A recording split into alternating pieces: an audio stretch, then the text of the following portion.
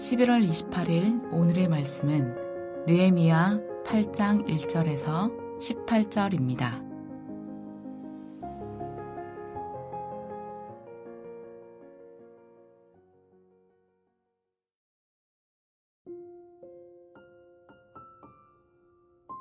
이스라엘 자손이 자기들의 성읍에 거주하였더니 일곱째 달에 이르러 모든 백성이 일제히 수문 앞 광장에 모여 학사 에스라에게 여호와께서 이스라엘에게 명령하신 모세의 율법책을 가져오기를 청하매 일곱째 달 초하루에 제사장 에스라가 율법책을 가지고 회중 앞 곧 남자나 여자나 알아들을 만한 모든 사람 앞에 이르러 수문 앞 광장에서 새벽부터 정오까지 남자나 여자나 알아들을 만한 모든 사람 앞에서 읽음에 뭇 백성이 그 율법책에 귀를 기울였는데 그때 학사 에스라가 특별히 지은 나무 강단에 서고 그의 곁 오른쪽에 선 자는 마띠랴와 스마와 아나야와 우리야와 힐기야와 마아세야요.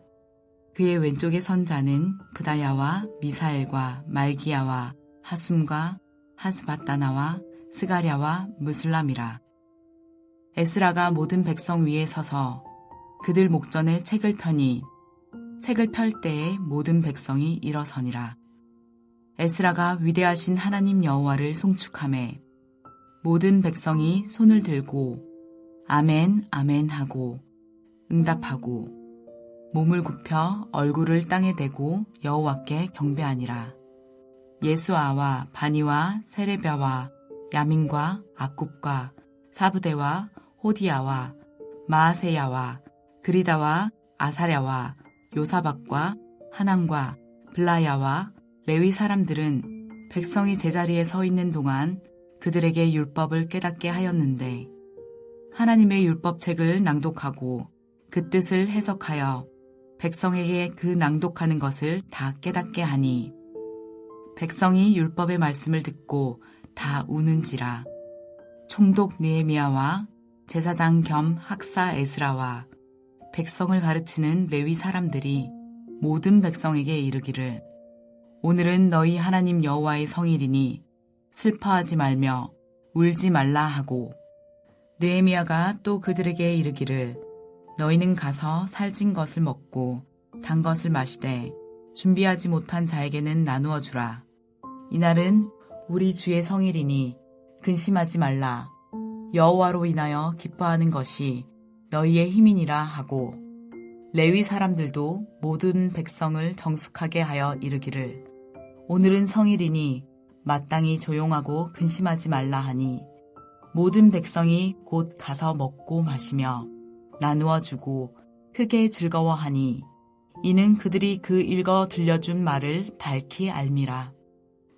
그 이튿날 뭇 백성의 족장들과 제사장들과 레위 사람들이 율법의 말씀을 밝히 알고자 하여 학사 에스라에게 모여서 율법에 기록된 바를 본즉 여호와께서 모세를 통하여 명령하시기를 이스라엘 자손은 일곱째 달 절기에 초막에서 거할지니라 하였고 또 일렀으되 모든 성읍과 예루살렘에 공포하여 이르기를 너희는 산에 가서 감람나무 가지와 들감람나무 가지와 화석류나무 가지와 종려나무 가지와 기타 무성한 나무 가지를 가져다가 기록한 바를 따라 초막을 지으라 하라 한지라.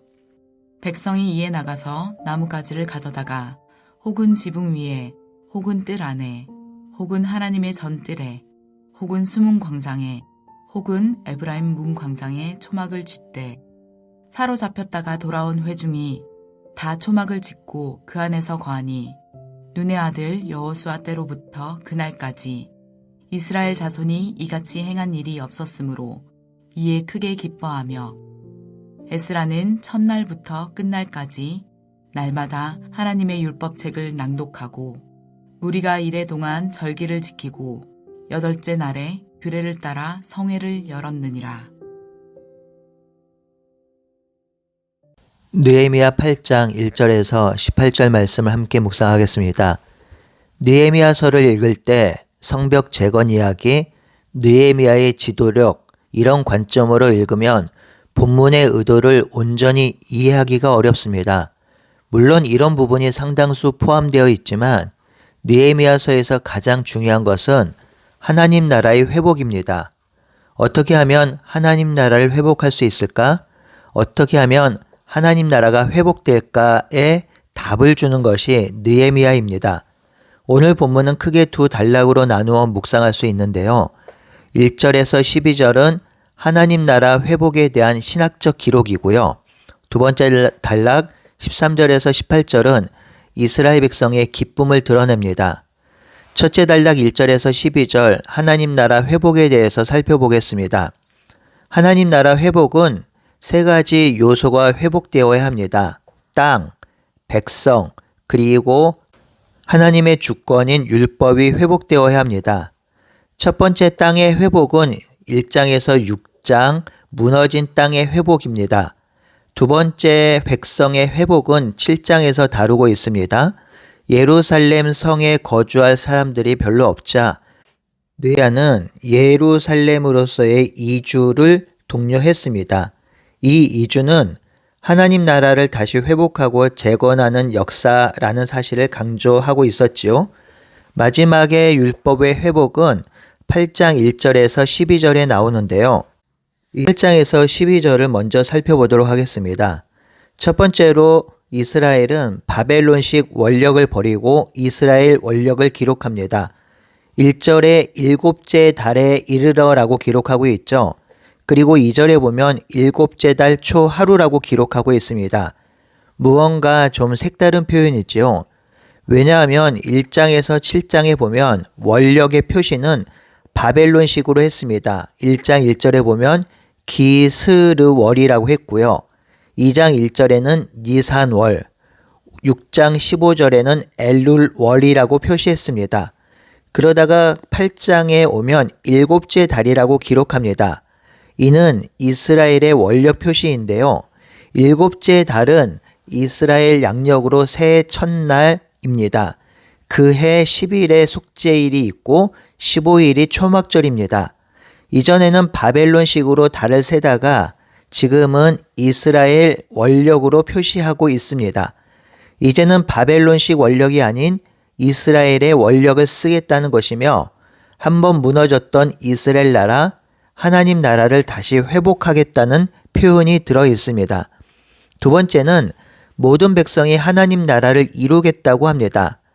8장 1절에서 12절 사이에 가장 많이 반복되는 단어는 율법과 율법책인데요. 6번 정도 기록된 것 같습니다. 그런데 더 많이 기록된 것이 모든 백성이라는 단어입니다. 정확하게 9번 정도 기록되어 있습니다. 이 8장에서 율법의 갱신이 일어나는데요. 좀 특별하게 이루어집니다. 1절에 보니 모든 백성이 학사 에스라에게 부탁을 합니다.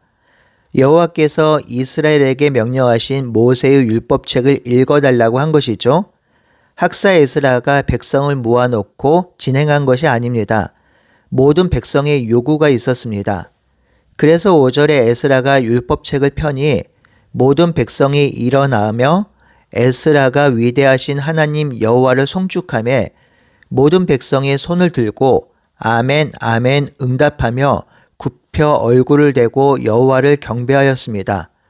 일반적으로 부흥이라든지 언약의 회복의 역사가 일어날 때는 선지자나 왕들이나 목사가 하나님의 말씀을 선포하고 그리고 백성들이나 성도들이 그 말씀을 듣고 회개하는 역사가 자주 일어났습니다. 하지만 오늘 본문은 다르게 일어납니다. 오늘 본문에서 보면 회개와 회복의 주체가 백성들, 성도들입니다. 사랑하는 성도 여러분, 이 본문은 우리에게 많은 도전을 줍니다. 많이 혼돈하시고 잘못 이해하고 있는 부분이 하나님 나라의 회복을 일으키는 자들이 목사들, 성직자들이라고 생각하는 경향성이 있는데요. 그렇지 않습니다. 하나님 나라를 이루어가는 그리고 회복하는 자들은 성도, 여러분 자신입니다. 그러니 하나님 나라의 부름을 받은 하나님의 백성, 성도들은요, 모두 각자의 삶의 영역 속에서 하나님 나라를 이루고 세우고 의를 이루어야 하는 것입니다.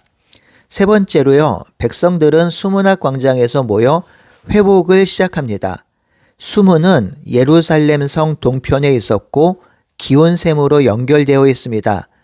율법 낭독이 성전에서 거행되지 않고 성문 앞 광장에서 진행되었다는 것은 참 흥미로운 일입니다.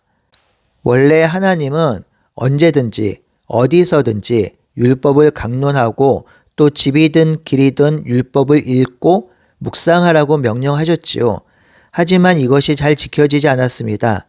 율법의 내용은 고사하고 율법의 형식만이 지켜졌던 곳이 바로 성전입니다. 이스라엘이 멸망당하기 전에는 성전에서만 제사가 드려졌습니다. 하지만 성전에서만 이루어진 것이죠. 성전 밖에는 율법이 지켜지지 않았고 율법이 무시되었습니다. 성전 밖에서는 율법 정신을 찾아볼 수 없었습니다. 그런 의미에서 수문학 광장에서 율법이 선포되었다는 것은 포로기를 경험하고 난 후에 신학적 변화가 일어났다는 것을 보여주는 대목입니다. 즉 율법이 성전에서만 선포되는 것이 아니라 집이나 길거리나 어디서든지 선포되고 들려져야 한다는 것을 말해주고 있습니다. 성전이 아닌 성정 밖, 더 나아가서 성문 밖에서 율법이 전해지고 선포된 율법이 온 땅의 법이 되고 온 세상의 법이 되어야 한다는 사실을 보여주고 있습니다. 제사는 당연히 성전 중심으로 이루어져야 하지만 백성의 삶은 성전 안에서의 삶이 아닌 성전 밖에서 일상 속에서 살아가므로 하나님의 율법이 시행되고 읽혀져야 한다면 성전 밖에서 일상 속에서 이루어져야 한다는 것을 보여주고 있습니다. 사실 예수님께서 성소의 휘장을 찢으시면서 이제는 구약의 성소가 우리가 된 것을 보여주고 있는데 그 중간의 변화를 오늘 본문이 보여주고 있다고 할 수 있겠습니다. 그러니 수문학 광장에서 율법이 선포된 것은 아주 중요한 신학적 의미가 있지요. 율법이 성전 안에서만 적용되는 것이 아니라 백성의 모든 삶에서 적용되고 선포되어야 한다는 것입니다. 이는 우리가 디디고 살아가는 삶의 모든 영역 안에서 우리에게 선포되고 우리를 견인해야 한다는 것을 말해주고 있습니다. 직장, 가정, 친구 관계, 컴퓨터 안, 스마트폰 안, 교우 관계, 둘의 모임, 사역의 현장, 기도의 현장 모든 영역에서 이것이 적용되고 통치되어야 합니다. 또한 정치, 경제, 사회, 문화 모든 영역 속에서 하나님의 말씀이 적용되고 선포되어져야 합니다. 주일날 예배 시간과 성도와의 교제 속에서만이 아닌 우리가 살아가는 모든 일상 속에서 하나님의 말씀이 전해지고 선포되고 시행되고 순종되어야 합니다. 또한 이 단락은 언약이 어떻게 진행되고 회복되었는지를 보여주고 있습니다. 3절에 에스라가 율법을 읽었지요. 백성들은 귀를 기울였습니다. 5절에는 좀 더 자세하게 기록되고 있습니다. 에스라가 율법책을 펴니 모든 백성이 일어났습니다. 에스라가 송축하니 백성이 손을 들고 아멘 아멘 하고 응답하고 경배했습니다. 7절에 13명의 학자와 레위 사람들이 백성들에게 율법을 깨닫게 하였습니다. 그러니 이런 순서대로 진행된 듯합니다. 에스라가 율법책을 낭독하면 7절에 등장한 사람들이 그 말씀을 설명하고 해석합니다. 수많은 사람들이 모였기 때문이기도 하거니와 율법을 그대로 이해하고 적용하기 어려운 부분이 있어서 중간에 레위인과 기록된 사람들이 그 율법을 설명한 것으로 보입니다. 그리고 언어가 통하지 않은 사람들은 통역을 했을 수도 있겠습니다. 하여튼 레위 사람들과 기록된 사람들이 해석하고 깨닫게 하니 이 말씀을 백성이 다 듣고 울었습니다. 여기서 우리가 중요하게 적용해야 할 것이 있습니다. 하나님 나라를 세워가는 성도는 반드시 말씀의 통제를 받아야 합니다. 말씀이 중심에 있어야 합니다. 이것은 교회론적으로도 아주 중요한 문제인데요. 오늘날 사회가 급변하면서 한 사람 한 사람의 인권이 매우 중요하게 되었습니다. 그 의식이 교회에 들어가서 교회에도 한 사람 한 사람의 생각을 모두 중요하게 여기게 되었습니다. 그래서 민주적 교회가 건강한 교회라는 인식이 확산되었습니다. 이 말씀이 틀린 말씀이 아니지요. 왜냐하면 성령 하나님은 모든 성도들 가운데 역사하기 때문입니다. 그럼에도 불구하고 교회는 사람의 결정보다 하나님의 말씀이 더 중요하고 기초가 되어져야 합니다. 교회의 기초는 말씀이지 성도 개인은 아닌 것입니다. 이제 두 번째 단락 13절에서 18절을 살펴보겠습니다. 이 단락의 17절 하반절에 보니 이스라엘 백성이 크게 즐거워하였다고 기록하고 있죠. 그들의 기쁨은 매우 컸습니다. 예루살렘에 남아있던 백성들의 삶은 정체성을 상실했고 자신들이 누구인지 알지 못하며 피폐하고 서로를 의심하며 고통스러운 삶을 살았지요. 그런데 그들이 지금 큰 기쁨을 누리고 있습니다. 성도 여러분, 사실 지금 그들의 삶과 환경, 일상을 보면 특별히 변한 것이 없습니다. 다윗 왕처럼 강력한 왕이 지금 나라를 재건한 것도 아니지요. 수출을 많이 해서 돈이 많이 생긴 것도 아닙니다. 강대한 나라와 동맹을 해서 군사력을 지원받은 것도 아닙니다. 그들은 그저 성벽을 쌓았고 그 땅에 거주하면서 율법을 듣고 율법이 말씀한 바 절기를 지켰을 뿐입니다. 그런데 그 절기를 지키자 온 백성이 경험한 것이 바로 기쁨입니다. 싸우고 아프고 서로 상처 주고 곰핍한 삶을 살았는데 그리고 그 문제가 해결되지 않은 채로 여러 가지 문제를 안고 살았는데 결국 율법을 듣고 깨닫고 율법대로 순종하며 초막절을 지키자 그들에게 큰 기쁨과 즐거움이 선물로 주어지게 된 것입니다. 어떻게 큰 기쁨을 누리게 되었다고요? 그들이 초막절을 지켰기 때문입니다. 초막절을 지키니 그들이 큰 기쁨이 쌓인 것입니다. 여러분, 초막절은 일곱째 달 15일에서 22절까지 지키는 절기이고요. 그 의미는 출애굽 이후 광야 40년 동안 하나님이 이스라엘 백성을 지키셨다는 것을 기념하기 위해서 지키는 절기입니다. 또 하나 초막절은 추수감사제의 의미가 있는 절기이지요. 그러니 이 초막절을 지켰다는 것은 자신들이 누구인지 알며 자신들이 어떻게 살아가야 하는지를 깨달은 것입니다. 초막절을 지킴으로 출애굽시킨 하나님을 만났고 자신들이 누구인지 앞으로 어떤 삶을 살아야 하는지 깨닫게 된 것이죠. 비록 지금은 피폐한 삶이지만 어제와 똑같은 하루이지만 하나님께서 함께 하시면 우리는 이 땅에서 거룩한 삶을 살 수 있게 된다라고 유대 백성들이 믿고 깨닫게 된 것이지요. 성도 여러분, 우리가 이 땅을 어렵고 힘들게 살아가는 이유가 무엇인가요? 하나는 우리의 정체성이 흔들리는 것이고 또 하나는 우리의 삶의 안정성이 보장되지 않는다는 것입니다. 그러니 이 두 가지 것이 해결되면 우리는 힘들어하지 않고 살아갈 수 있지요. 여러분, 이 두 가지는 하나님 안에서 해결될 수 있습니다. 하나님 안에서 우리는 새로운 피조물이며 하나님이 우리를 끝까지 지키시겠다고 약속하셨습니다.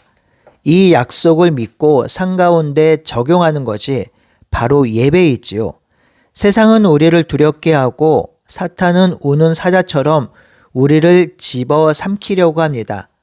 이때 우리가 붙들어야 할 것은 우리가 하나님의 새로운 피조물이며 거룩한 백성이며 하나님의 소유된 자라는 것입니다.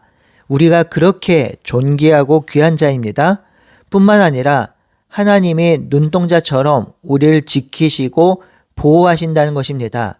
이것을 우리가 진실로 믿고 살아갈 때 이 혼탁한 세상에서 사탄이 우는 사자처럼 우리를 집어삼키려고 으르렁대는 세상 속에서도 우리는 담대하고 힘있게 살아갈 수 있습니다. 하나님의 백성 되고 새롭게 창조된 사랑하는 성도 여러분, 그 하나님이 우리를 지키시고 인도하신다고 약속하셨으니 오늘도 그 약속을 신실하게 믿고 승리하는 저와 여러분들이 되시길 바라고 소원하겠습니다. 함께 기도하겠습니다. 하나님, 그들이 하나님의 율법을 듣고 율법에 순종하자 큰 기쁨에 놓여 있었습니다. 그리고 다시 하나님을 찬양하며 하나님의 백성으로 살아간다고 다짐하였습니다. 하나님, 이 말씀이 우리에게 적용되게 하여 주시옵소서. 우리가 경험하는 많은 문제들과 어려움들이 참 많이 있습니다. 그러할 때마다 우리가 누구인지, 그리고 우리에게 맡겨진 직임이 무엇인지, 또 하나님이 우리와 어떻게 함께 하시는지를 묵상하고 그 묵상된 것들로 인하여 우리가 위로를 받으며 살아갈 수 있도록 인도해 주시옵소서. 살아계신 예수님의 이름으로 기도드리옵나이다. 아멘.